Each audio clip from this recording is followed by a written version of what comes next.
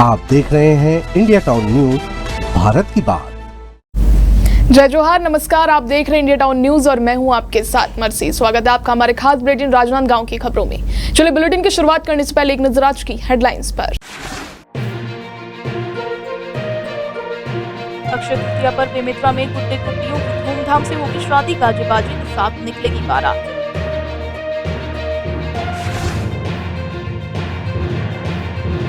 मीराबाई चौक विवाद पर भाजपा का पलटवार। कहा वो मूर्ति मीराबाई की नहीं थी। कांग्रेस पर नगर विकास में रोड़ा अटकाने का आरोप।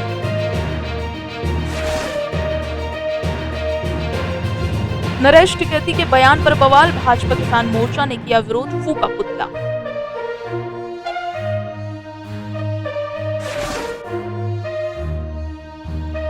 कबीरधाम में रिटर्निंग ऑफिसर को धमकी देने का मामला। शिक्षक कमलेश देवांगन हुए निलंबित।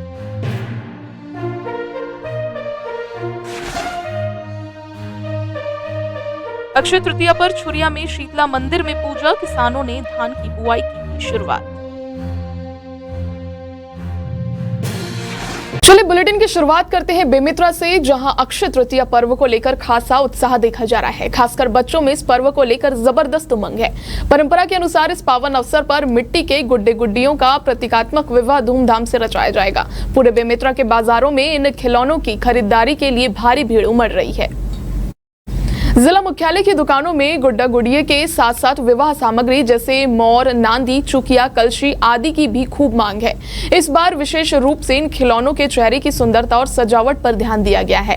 विवाह की रस्में पारंपरिक विधियों के अनुसार निभाई जाएगी।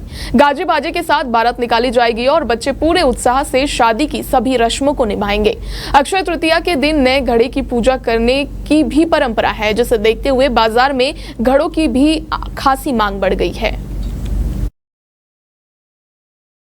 खैरागढ़ में मीराबाई चौक को लेकर कांग्रेस और भाजपा के बीच चल रही सियासी तनातनी अब और तेज हो गई है। कांग्रेस जहां चौक तोड़ने को लेकर नगर पालिका पर निशाना साध रही है, वहीं भाजपा ने प्रेस वार्ता कर कांग्रेस पर झूठ फैलाने और जनता को गुमराह करने का आरोप लगाया।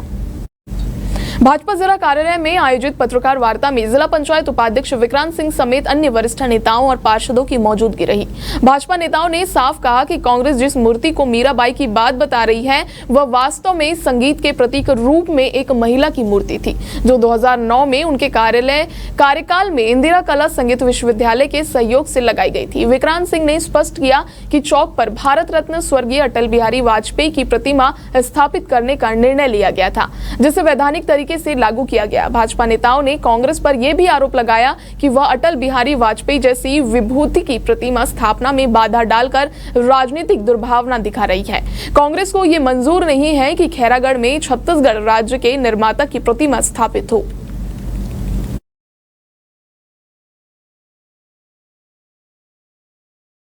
वहाँ कभी मीराबाई की है ही नहीं। कांग्रेसियों ने अपने मत से भारतीय जनता पार्टी को बदनाम करने के लिए और हमारी नगर पालिका में काम नहीं करने के लिए इस तरह का आरोप लगाया है, जिसका स्पष्ट हमने प्रमाण संहिता जो चीजें रखी हुई है। मेरे नगर पालिका के कार्यकाल में विश्वविद्यालय में एक मूर्ति रखी हुई है, जिसे मैंने स्वयं मांगा था। इसमें एक मीराधारी महिला की मूर्ति थी, मीराबाई जी।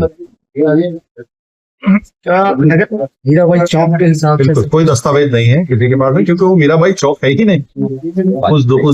उस चौक का निर्माण मेरे खुद के नगर पंचायत नगर पालिका के कार्यकाल के दौरान में हुआ है।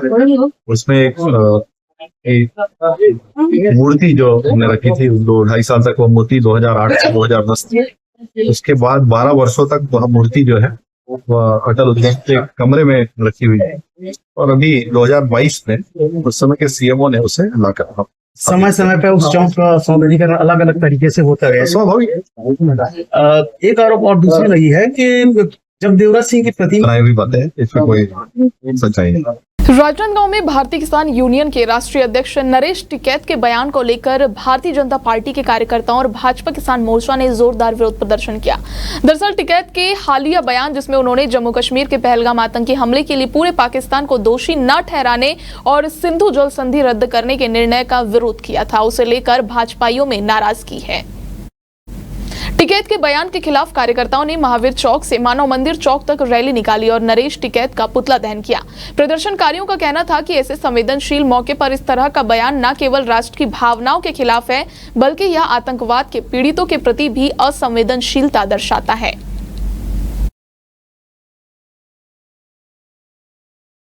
जिस प्रकार से पहलगांव में आतंकवादियों ने बर्बरता पूर्वक, कायरता पूर्वक धर्म पूछ करके हत्या की है, उसका इस देश की 140 करोड़ जनता विरोध करती है। आतंकवादियों को और उनके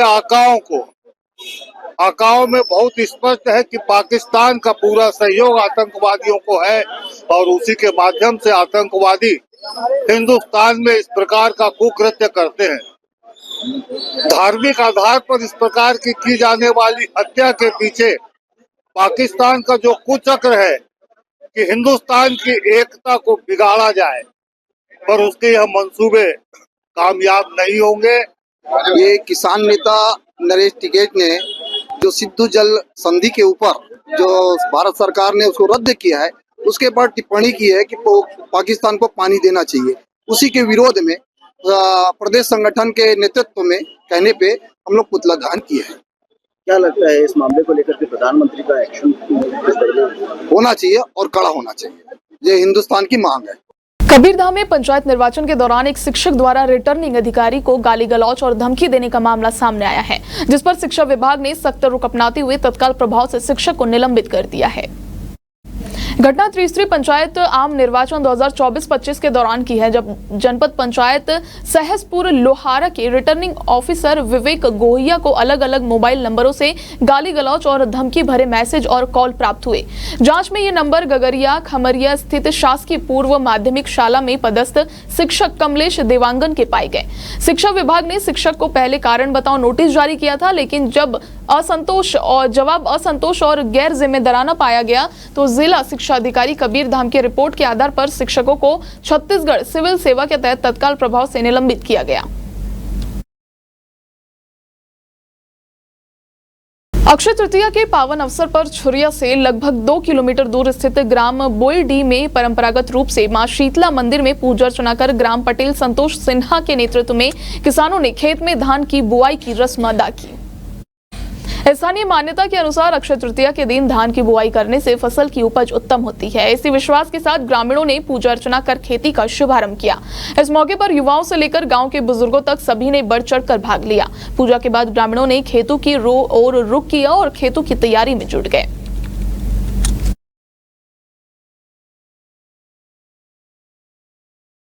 वक्त हो चुका छोटे से ब्रेक का। खबरें और भी है, बने रहिए इंडिया टाउन न्यूज के साथ।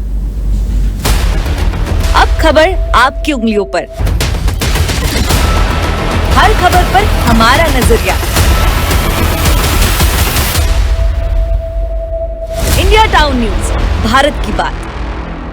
राजनांदगांव जिले के स्टेट हाई स्कूल में ओपन स्कूल परीक्षा की उत्तर पुस्तिकाओं का मूल्यांकन कार्य तेजी से जारी है। ये कार्य 27 अप्रैल से शुरू हुआ और आगामी 7 मई तक इसे पूरी तरह से पूर्ण करना निर्धारित किया गया है।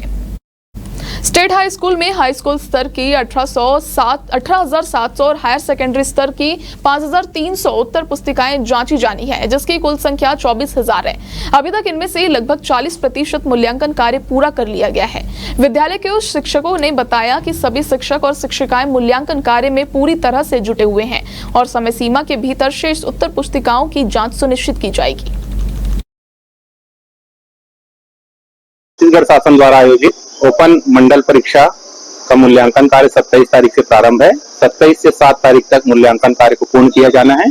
इसमें हाई स्कूल एवं हायर सेकेंडरी की उत्तर पुस्तिकाओं का मूल्यांकन किया जाएगा। आज की डेट में 135 वेलवर केंद्र पर उपस्थित हैं, जिसमें 10वीं की हिंदी, अंग्रेजी, गणित, विज्ञान और सामाजिक अध्ययन, 12वीं में भौतिक, रसायन, बायोलॉजी, इतिहास, राजनीति, भूगोल के विषयों का मूल्यांकन कार्य किया जा रहा है। कुछ विषयों का मूल्यांकन कार्य पूर्ण हो चुका है। नगर निगम राजनांदगांव में कांग्रेस पार्षद दल के वरिष्ठ नेता संतोष पिल्ले ने औपचारिक रूप से नेता प्रतिपक्ष का पदभार ग्रहण किया। दरअसल पिछले महीने ही कांग्रेस पार्टी ने उनके नाम की घोषणा कर दी थी, लेकिन आज उन्होंने पदभार ग्रहण करने की औपचारिकता पूरी की है। संतोष पिल्ले को ये जिम्मेदारी प्रदेश कांग्रेस कमेटी के अध्यक्ष दीपक बैज ने एआईसीसी के महासचिव और छत्तीसगढ़ प्रभारी सचिन पायलट के अनुमोदन के बाद सौंपी। उनके साथ ही मुकेश साहू को उपनेता प्रतिपक्ष के रूप में नामित किया गया है। बता दें, संतोष पिल्ले एक अनुभवी जनप्रतिनिधि है। वे ममता नगर, तुलसीपुर और लेबर कॉलोनी क्षेत्र से लगातार 4 बार पार्षद रह चुके हैं। इसके साथ ही वे पहले नगर निगम के MIC सदस्य भी रह चुके हैं।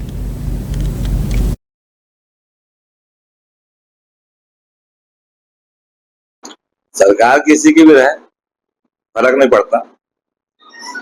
मुझे खुशी इस बात की है कि कांग्रेस पार्टी के शीर्ष नेताओं ने मुझे और जिले के नेताओं ने मुझे राजनांदगांव नगर निगम के नेता प्रतिपक्ष के रूप में प्रस्तुत की है।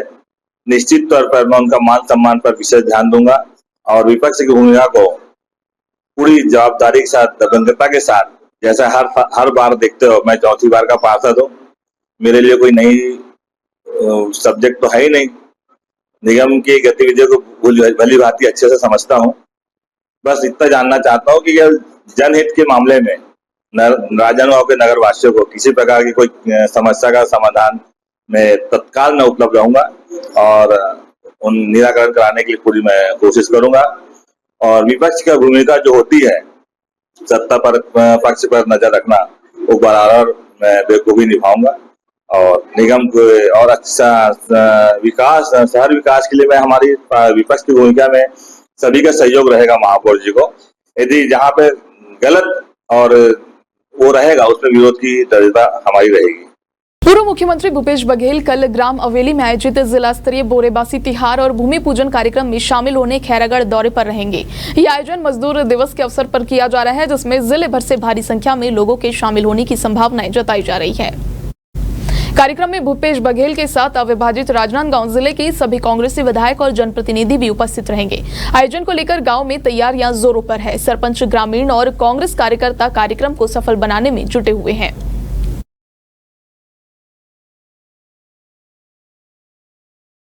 खड़गांव पुलिस ने आवास निर्माण कार्य से रॉड चोरी करने वाले 2 आरोपियों और माल खरीदने वाले 1 आरोपी को गिरफ्तार कर एक बड़ी सफलता हासिल की है।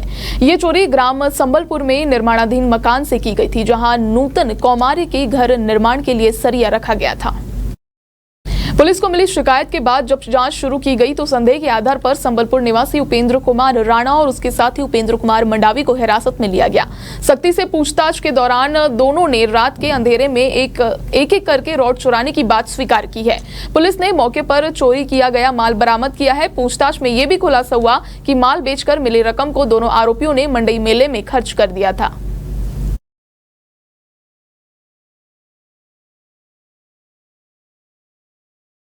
भगवान परशुराम जयंती के अवसर पर राजनांदगांव शहर में मारवाड़ी गौड़ ब्राह्मण समाज के द्वारा एक शोभा यात्रा निकाली गई। शोभा यात्रा की शुरुआत गंज चौक स्थित श्री बालाजी मंदिर से की गई, जिसमें बड़ी संख्या में ब्राह्मण समाज के लोग शामिल हुए।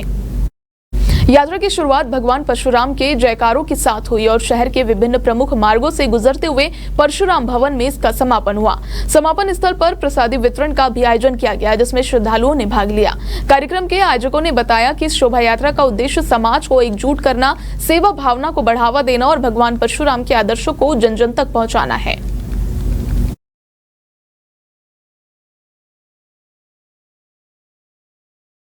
अक्षय तृतीया के प्रतिवर्ष राजनांदगांव में श्री मारवाड़ी गौड़ ब्राह्मण समाज की लगातार कई वर्षों से शोभा यात्रा निकाली जाती है। बालाजी मंदिर से शोभा यात्रा भारत माता चौक, कामठी लैंड, रामाधीन मार्ग, बरकापारा होते हुए इस मार्ग पे हमारी बहुतायत है ब्राह्मण समाज की और यहाँ से परशुराम भवन की ओर हम लोग प्रस्थान करते हैं। वहाँ प्रसादी का कार्यक्रम भी रहता है और लगातार कई वर्षों से निकल रही है, इस वर्ष भी निकल रही है। हर्षोल्लास से लोगों में, समाज में और देश में परशुराम जी के अक्षय तृतीया के दिन, अक्ति के रोज परशुराम जी की जय जयकार हो रही है और आगे भी होते रहेगी। मैं युवा मारवाड़ी गौड़ ब्राह्मण अध्यक्ष होने के नाते समस्त राजनांदगांव वासियों को परशुराम जयंती की हार्दिक शुभकामनाएं देता हूं और कश्मीर में जो हुआ उसके लिए हम सभी एक मौन रखते हैं। जो हुआ वो गलत हुआ, 27 लोगों को जो हुआ उनके साथ।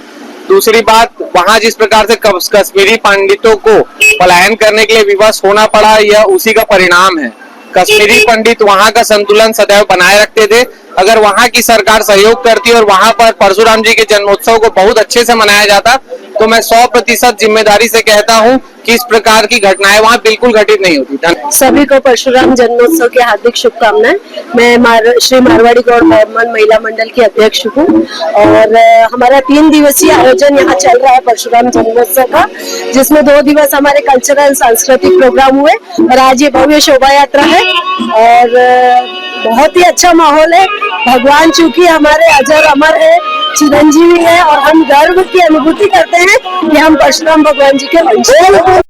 आज का हमारे खास बुलेटिन में फिलहाल इतना ही। आप देखते रहिए इंडिया टाउन न्यूज, भारत की बात। नमस्कार। आप देख रहे हैं इंडिया टाउन न्यूज, भारत की बात।